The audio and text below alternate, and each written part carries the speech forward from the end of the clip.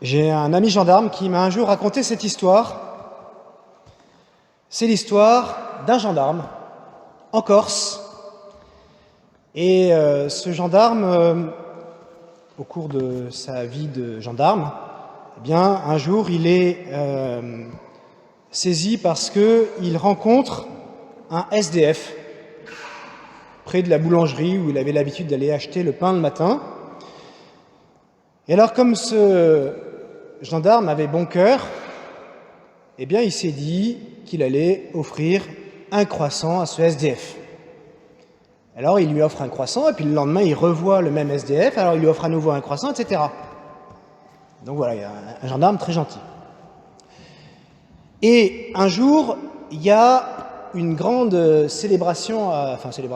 grande cérémonie, à la gendarmerie, parce que le GIGN, donc le groupe d'intervention de la gendarmerie nationale, donc les super gendarmes, si vous voulez, les enfants, eh bien le GIGN vient de faire d'arrêter des gens, enfin il y a un truc antiterroriste, voilà, ça a marché, etc. Et donc il y a un petit pot de départ où on remercie tout le monde. Et puis ce gentil gendarme voit arriver vers lui un énorme soldat du GIGN. Alors, il est très impressionné, et puis le gendarme vient lui dire écoutez, je vous remercie beaucoup. Alors le gentil gendarme, vous imaginez, il y a un super gendarme qui lui dit merci beaucoup. Il est très très étonné. Il dit mais enfin oui d'accord, mais pourquoi vous me remerciez? Ça fait quand même 3 semaines que vous me donnez un croissant tous les matins. Ce SDF, en fait, c'était un gendarme qui faisait son métier, et il s'en était pas aperçu. Eh bien, je crois que l'Église n'est pas vraiment ce qu'on en perçoit. Si vous pensez que l'Église de Dieu se résume, par exemple, à ce qui se voit, la hiérarchie visible, par exemple, le pape, les évêques, les diocèses, etc., eh bien, vous vous trompez. Car l'Église comporte aussi une immense dimension invisible, et sa raison d'être voulue par Dieu n'est rien moins que de nous sauver. Oui, vous avez bien entendu. L'Église, alors les enfants avec un grand E, on ne parle pas du bâtiment, l'Église, on parle de l'Église en général. L'Église de Dieu a été fondée par Jésus dans l'unique intention de nous sauver.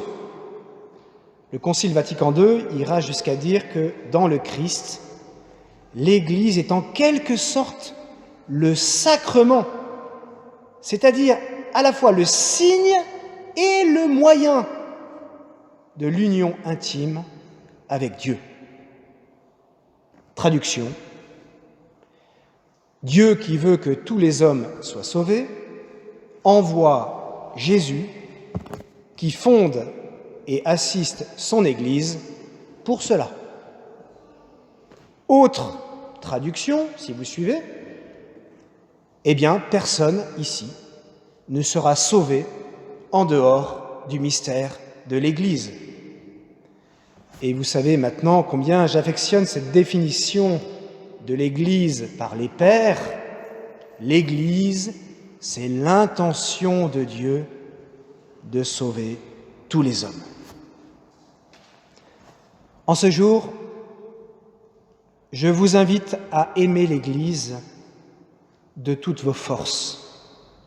L'Église, qui, faut-il le rappeler, n'est pas l'invention des hommes, mais l'œuvre de Dieu. Pourquoi aimer l'Église? Eh bien, parce qu'il n'y a qu'en elle que nous devenons contemporains de Jésus, qui non seulement nous sauve, mais qui est lui-même le salut.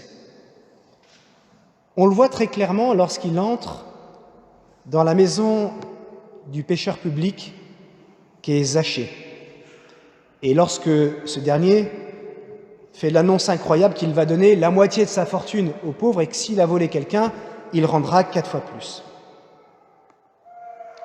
À ce moment-là, Jésus lui dit « Aujourd'hui, le salut est arrivé pour cette maison. »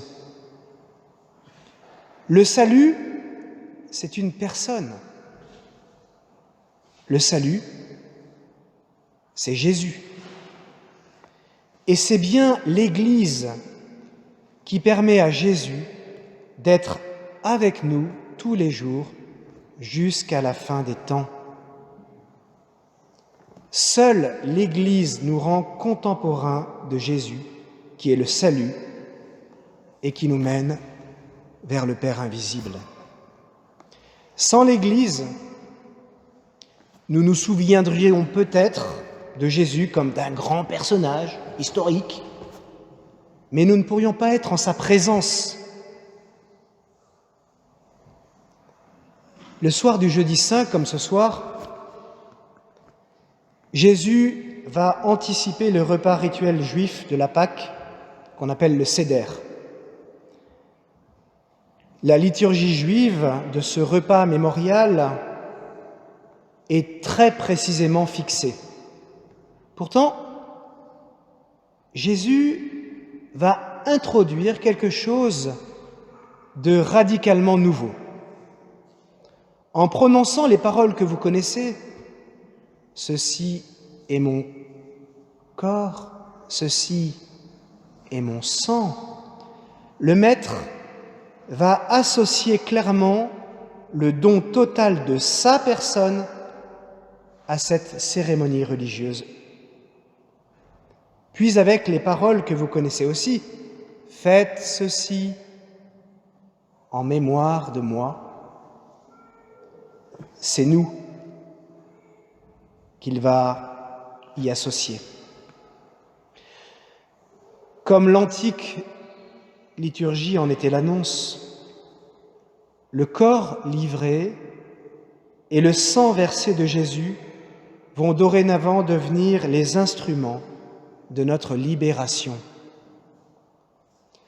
Car si nous sommes tous esclaves de la mort et du péché, c'est le corps et le sang de Jésus qui seront désormais les causes de notre protection et de notre libération pour arriver sains et saufs en terre promise, c'est-à-dire au paradis de Dieu. Et si vous me permettez, lorsque je dis sains et saufs, j'écris saint avec un T.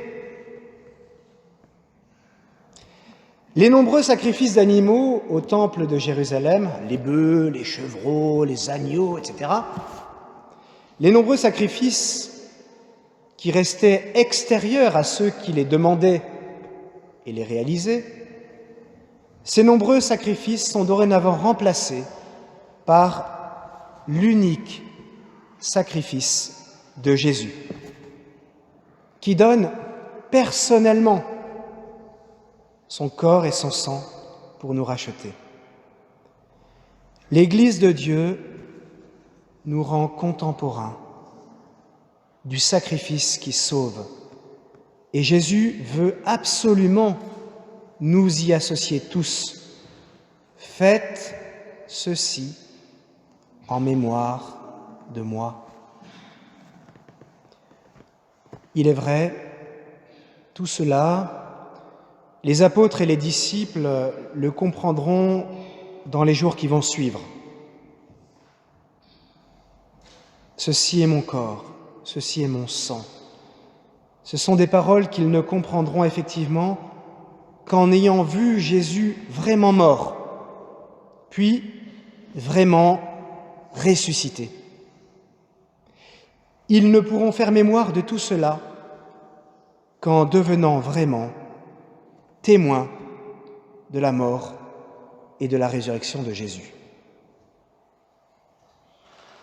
Eh bien, nous aussi, comme à chaque messe, nous devenons de vrais témoins de la mort et de la résurrection de Jésus, puisque l'Église nous permet d'être contemporains du sacrifice de Jésus, du sacrifice d'amour de Jésus.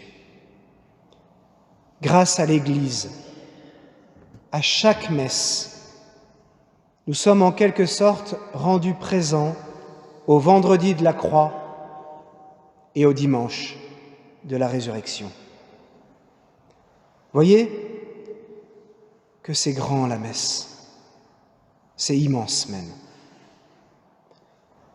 Pour nous sauver, Jésus cesse de pratiquer les sacrifices extérieurs et incomplets du temple pour finalement donner sa vie en sacrifice d'amour, une fois pour toutes.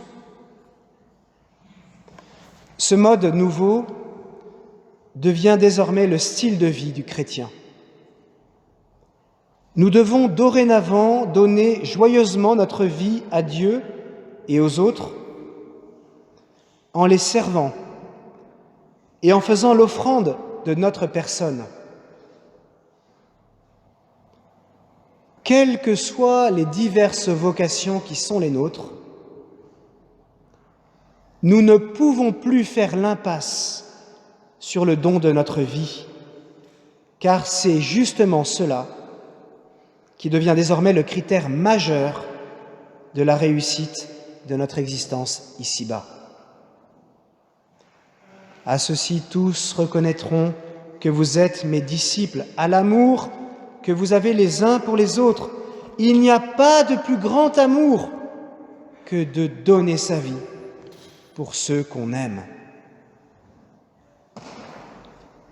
À chaque messe, nous recevons physiquement ou spirituellement le corps et le sang de Jésus pour être transformés en lui de plus en plus. La messe est donc comme une école. La messe, c'est une école où nous apprenons, pas après pas, grâce après grâce, communion après communion, à devenir comme le Maître, lui qui a aimé les siens jusqu'au bout. À la messe,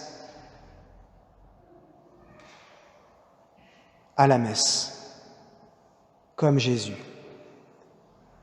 nous apprenons à faire de notre vie un « je t'aime ». Amen.